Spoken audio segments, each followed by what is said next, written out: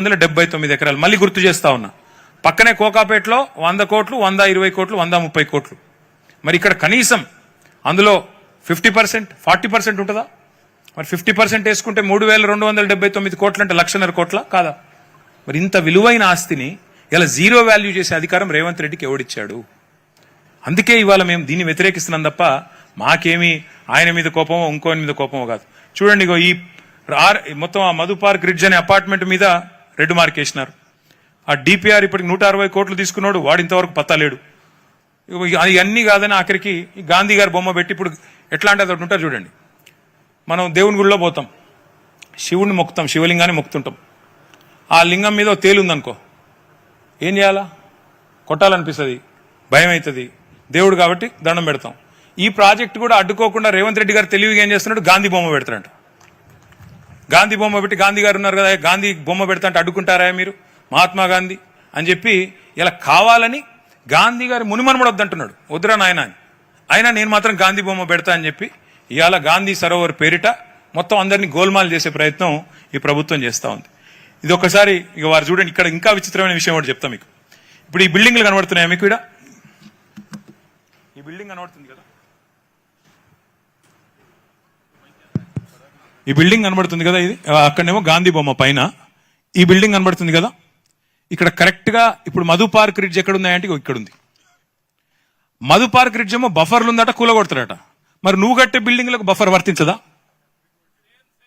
మీరు ఆలోచన చేయండి. ఇప్పుడు ఎంత ఎంత ఎంత విచిత్రమైన గవర్నమెంట్ అంటే ఇది. ఉన్న బిల్డింగ్ కూలగొడతారట బఫర్ అని, కొత్త బిల్డింగ్లు కడతారంట అక్కడే. ఇది వాళ్ళ డిజైన్, నాది కాదు. ఇది నిన్న రేవంత్ రెడ్డి గారు ప్రజెంట్ చేసిన డిజైన్ ఇది. ఎక్కడైతే మధు పార్క్ ఉందో అది బఫర్లో ఉంది కాబట్టి కూలగొడతానని చెప్పే రేవంత్ రెడ్డి గారు అసలు మీరేం చేస్తున్నారో, కుడి చేయి ఏం చేస్తుందో ఎడమ చేయికి తెలుసా మీ ప్రభుత్వంలో? నేను అడుగుతాను. ఇంకా ఒక విషయం, సరే ఇక ఇవి మీకు తెలుసు, నేను చెప్పాల్సిన అవసరం లేదు. ఈ ప్రభుత్వం వచ్చాక పిల్లల్ని కనీసం వాళ్ళ ఇంట్లో పుస్తకాలు కూడా తీసుకోకుండా నిర్దాక్షిణ్యంగా నిర్దయగా కూలగొట్టిన ప్రభుత్వం. నిన్నగాక మొన్న ఖమ్మంలో 1000 మంది ఇల్లు కూలగొట్టిన ప్రభుత్వం. నేను అడుగుతా ఉన్నా రేవంత్ రెడ్డి గారిని, అయ్యా ఇన్ని ఇల్లు కూలగొట్టారు మీరు చేసే పనుల వల్ల ప్రజల గుండెలు ఆగుతున్నాయి, ప్రజల గొంతులో వణుకు వినబడుతుంది. హైదరాబాద్లో ఈ 2.5 ఏళ్లలో ఒక్క కొత్తిల్లు కట్టినవా నువ్వు నీ ప్రభుత్వం వచ్చినాక? ఇందిరమ్మ ఇండ్లు అని ఊదరగొట్టి వస్తేవి ఒక్క ఇల్లు. మరి ఒక్క ఇల్లు కట్టే తెలివి లేని నీకు 1000 ఇండ్లు కూలగొట్టే అర్హత ఉందా అని నేను అడుగుతా ఉన్నా. మీ సమాధానం చెప్పాలని చెప్పి రేవంత్ రెడ్డి గారిని నేను డిమాండ్ చేస్తా ఉన్నా. ఇదే నా పద్ధతి ప్రభుత్వం నడిపేది? ఇక చివరగా నేను చెప్పేది, అల్టిమేట్ గా రివర్ చేయాల్సిందే, బ్యూటిఫికేషన్ చేయండి, కానీ ఈ పద్ధతిలో చేయండి. రివైవ్ ద రివర్, అంతేగాని డోంట్ రిమూవ్ ద పీపుల్. ప్రజల్ని డిస్ప్లేస్ చేయకు, డోంట్ రిమూవ్ ద పీపుల్. చేస్తే మేము చేతులు ముడుచుకొని కూర్చోము. ఖచ్చితంగా నిన్ను అడ్డుకుంటాం, నిన్ను నిరోధిస్తాం, నిన్ను ఆపుతాం. ఎందుకు అంచనాలు పెంచావు, ఏ కారణం చేత ఈ రకంగా చేస్తున్నావు, వీటన్నిటికీ తప్పకుండా ప్రజలకి సమాధానం చెప్పకుండా నేను తప్పించుకుంటానంటే కుదరదు. ఇవన్నీ వివరాలు మా మీడియా మిత్రులకు ఇస్తాము. మీరు దయచేసి రేవంత్ రెడ్డి గారికి పంపండి, ప్రభుత్వానికి కూడా పంపుతాము. గతంలో డిజైన్లన్నీ మీ దగ్గరే ఉన్నాయి. మేము కట్టిన ఎస్టీపీల వివరాలు ఇచ్చాను. ఒక్క చుక్క నీరు, మురికి నీరు కూడా హైదరాబాద్లో ఈరోజు మురికి నీరు మూసీలోకి రాకుండా చేసిన ప్లాన్ చెప్పాను. ఒక ఇల్లు కూలగొట్టకుండా ఎట్లా చేయవచ్చో చెప్పాను. మరి ఇన్ని చూసిన తర్వాత కూడా రేవంత్ రెడ్డి గారు లేదు నేను 3300 ఎకరాలు తీసుకుంటాను, మీది జీరో వాల్యూ అంటే మరి అల్టిమేట్గా ఇది తెలంగాణ గడ్డ. ఉద్యమాలతో ఢిల్లీ మెడలు వంచి అల్టిమేట్గా రాష్ట్రం సాధించుకున్న భూమిపుత్రులు ఇక్కడ ఉన్నారు.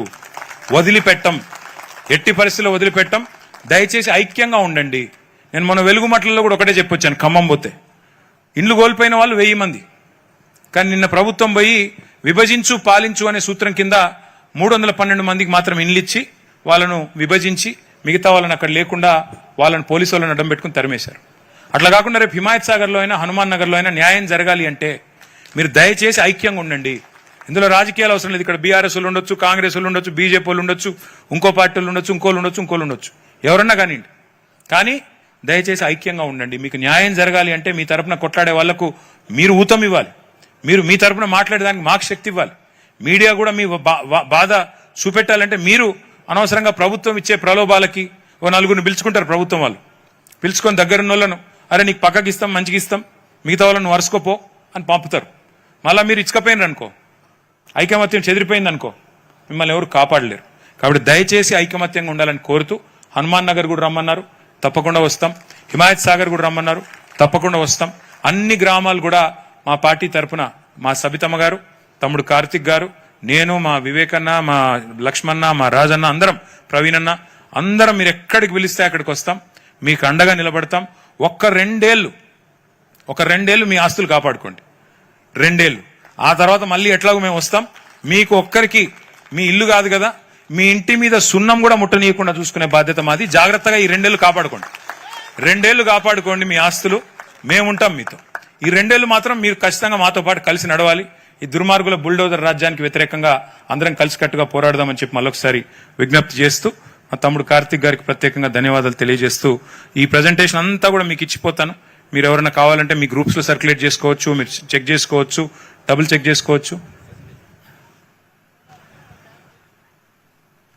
ప్రెజెంటేషన్ సాఫ్ట్ కాపీలు, హార్డ్ కాపీలు అన్ని కూడా మీ గ్రామ సర్పంచ్ గారికి ఇంకా మిగతా వాళ్ళందరికీ మా కార్తిక్ గారు పంపిస్తారు. మీరు కావాలంటే దయచేసి చూసుకోవచ్చు. ఏమైనా అనుమానాలు ఉంటే కూడా మీరందరూ కూడా దయచేసి, ముఖ్యంగా చదువుకున్న వాళ్ళు, డిఫరెంట్ మరి ఏజ్ గ్రూప్స్ లో ఉన్న వాళ్ళు ఉన్నారు, మీరు దయచేసి మిగతా వాళ్ళని ఎడ్యుకేట్ చేయాలని చెప్పి కూడా కోరుతూ, థ్యాంక్ యూ. జై తెలంగాణ, జై కేసీఆర్.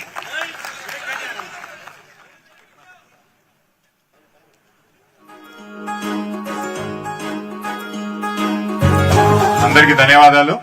ముఖ్యంగా పిలవగానే ఇక్కడికి వచ్చిన హిమాయత్ సాగర్ గ్రామస్తులకే గాని, కిస్మత్పూర్లో ఉన్న గ్రామస్తులకే గాని, వివిధ అపార్ట్మెంట్ల నుంచి ఇక్కడికి వచ్చినటువంటి సోదరులందరికీ కూడా, పాత్రికేయ సోదరులందరికీ కూడా ఇక్కడికి వచ్చినందుకు అందరికీ కూడా ధన్యవాదాలు. ముఖ్యంగా మా గ్రామానికి వచ్చినటువంటి శాసనసభ్యులు లక్ష్మణ గారికి, ప్రవీణ్ సార్ గారికి, స్వామిగౌడ్ గారికి, వివేకన్న గారికి, అందరికీ పేరు పేరున అందరికీ ధన్యవాదాలు.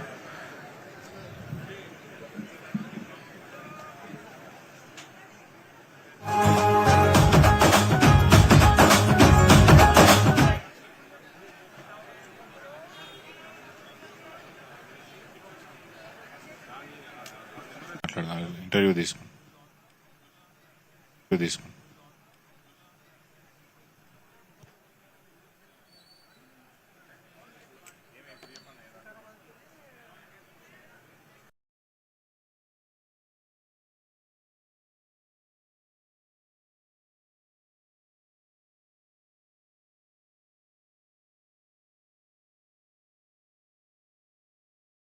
దయచేసి ఎక్కడ కూర్చున్నా అక్కడ కూర్చోండి.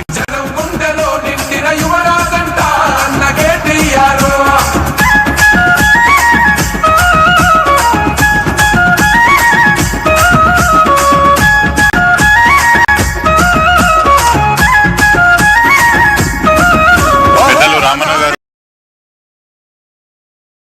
ఎవరికో మింగడానికి మెతుకు లేదంట కానీ మీసాలకు సంపెంగ నూనె పెట్టినట్టు వెనకటికి వాడు. అట్లే ఉన్నది ముఖ్యమంత్రి రేవంత్ రెడ్డి గారి వ్యవహారం చూస్తుంటే. నేనేదో ఉత్తగా ఆయన మీద కోపంతోనో ఇంకొకరి మీద కోపంతోనో చెప్తలేను. ఆయన వ్యవహారం అట్లున్నది. మీరు చూడండి, ఆయనంతటా ఆయన్నే చెప్తాడు మాటలు. మళ్ళీ ఇంకో మనిషి కాదు చెప్పేది, ఆయన ఇచ్చి ఆయనే చెప్తాడు. ఏమంటాడు? నా దగ్గర బుడ్డ పైస లేదు, నన్ను కోస్తే రూపాయి రాదు, నేను ఢిల్లీ పోతే దొంగ లెక్క చూస్తుండ్రు, చెప్పులు ఎత్తకపోతాడేమో అని భయపడుతుండ్రు. అసలు ఇంకొక మాట ఆయన చెప్పింది గమ్మత్ మాటలు. రిటైర్ అయ్యే ఉద్యోగులకు ఏనికి పైసలు లేవు, రైతు బంధు ఏనికి పైసలు లేవు, 100 రోజుల్లో నేను చేస్తా అని చెప్పిన మాట వాస్తవమే. కానీ మహిళలకు 2,500 ఇస్తా అని చెప్పిన మాట వాస్తవమే. 2.5 ఇండ్లు అయిన మాట వాస్తవమే. అట్లాగే 100 రోజుల్లో 4,000 రూపాయల పెన్షన్ ఇస్తా అని ముసలోళ్ళకి చెప్పింది వాస్తవమే. 100 రోజుల్లో రైతులందరికీ రైతు భరోసా, రైతు బంధు మార్చేసి రైతు భరోసా పెట్టి 15,000 ఇస్తా అని చెప్పిన మాట వాస్తవమే. తులం బంగారం ఇస్తా అని చెప్పిన మాట వాస్తవమే. కానీ ఇప్పుడు అవేవి చేయడట, అవే వద్దంట, ఇంకా వాటి గురించి మాట్లాడడంట. కానీ ఇప్పుడు మాత్రం ఖచ్చితంగా మూసి మాత్రం చేసి తీరుతా. మరి ఏందో ఈ విచిత్రమైన మనస్తత్వం అర్థం కాదు. 100 రోజుల్లో నువ్వు చెప్పిన మాటలు ఏవి నిలబెట్టుకోవడానికేమో నీ దగ్గర డబ్బులు లేవు. 100 రోజుల్లోనే 6 గ్యారెంటీలు అని చెప్పిన మాటలు నిలబెట్టుకున్న దానికేమో పైసలు లేవంట. కానీ మూసీని మాత్రం 1,50,000 కోట్లతో సుందరీకరించడానికి మాత్రం డబ్బులు వస్తాయంట. అందాల పోటీలు పెట్టడానికి మాత్రం 200 కోట్లు ఉంటాయి. కానీ ఇక్కడ ఇచ్చిన హామీలు అమలు చేసేదానికి మాత్రం డబ్బులు లేవు. ఆయన ఎవరు ఫుట్బాల్ ఆడడానికి మాత్రం 200 కోట్లు పెట్టడానికి పైసలు ఉంటాయి. కానీ ప్రజలకు ఇచ్చిన హామీలు అమలు చేయడానికి పైసలు లేవు. అందుకే అన్నాను, నేనేదో కోపంతో ఇంకో దాంతో కాదు. మింగ మెతుకులేదు కానీ మీసాలకు సంపెంగ నూనె అన్నట్టు ఇవాళ ముఖ్యమంత్రి రేవంత్ రెడ్డి గారి వైఖరి, రేవంత్ రెడ్డి గారి ప్రవర్తన ఉన్నది. కేసీఆర్ గారు గతంలో ముఖ్యమంత్రిగా ఉన్నప్పుడు ఒకసారి అసెంబ్లీ